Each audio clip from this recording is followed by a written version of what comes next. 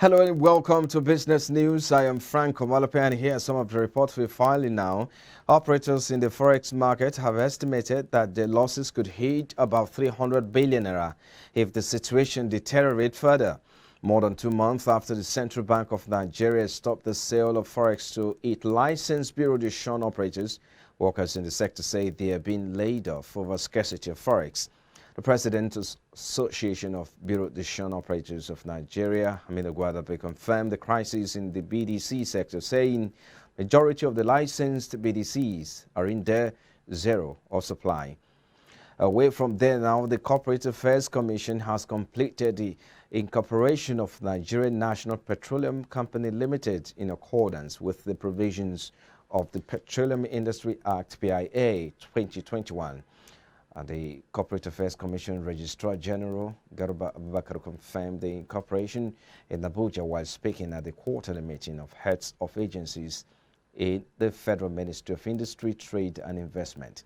He explained that the registration was completed same day after fulfilling all requirements set for the incorporation of the NNPC Limited. The PIA was signed into law by President Muhammadu Buhari on August 16. And in the meantime, the 2021 Annual Statistical Bulletin of the Organization of Petroleum Exporting Countries released on Wednesday showed a drop of 543 million barrels in the crude oil reserves of Nigeria.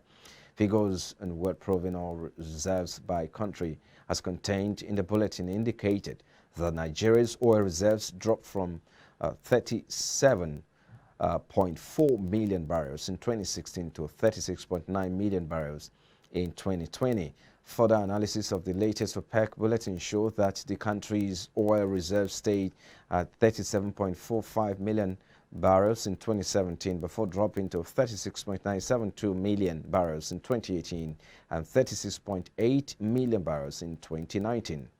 And now Nigeria and other nations could lose up to $82 billion a year due to global gas flaring, according to Global Data Report. The report identified biggest gas flares, accounting for over 87% of all flared gas in 2020, to include Nigeria, Algeria, Angola, Indonesia, Iran, Iraq, Libya, Malaysia, Mexico, Russia, the US, and Venezuela. The World Bank ranked Nigeria as having the 7th largest volume under the global gas flaring tracker report, despite having a low level of energy access. And now the Federal Executive Council in West, they approved 3.11 billion naira for contract in the Ministries of Education and Communication and Digital Economy. The Minister of Information and Culture, Lai Mohammed, disclosed this while briefing State House correspondent at the end of the weekly virtual FEC meeting presided over by Vice President Yemi Osinbajo at the First Ladies Conference Room at Presidential Villa, Abuja.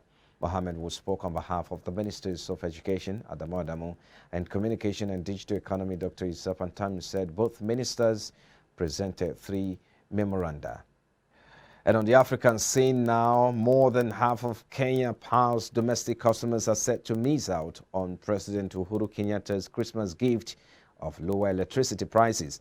The president issued a directive on Wednesday requiring the Ministry of Energy to reduce power tariffs by 33% to an average of 16 shilling per kilowatt per hour from the current 24 shilling a unit. Nearly 4 million of Kenya Power domestic customers who consume less than 100 units monthly pay an average of 16 shillings per kilowatt.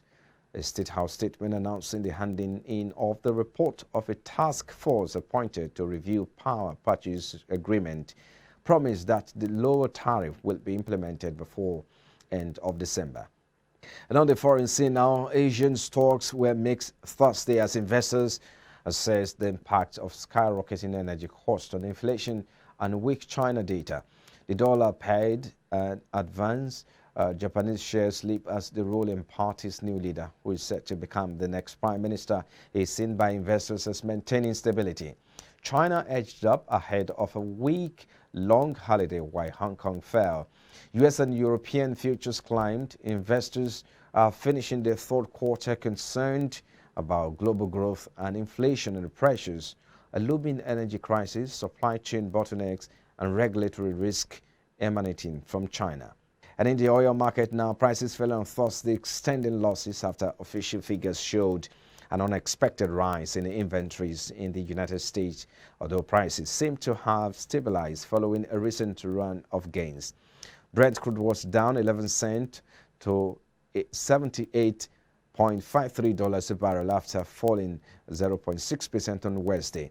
U.S. oil fell 5 cents to $74.78 a barrel, having also declined by 0.6% in the previous session.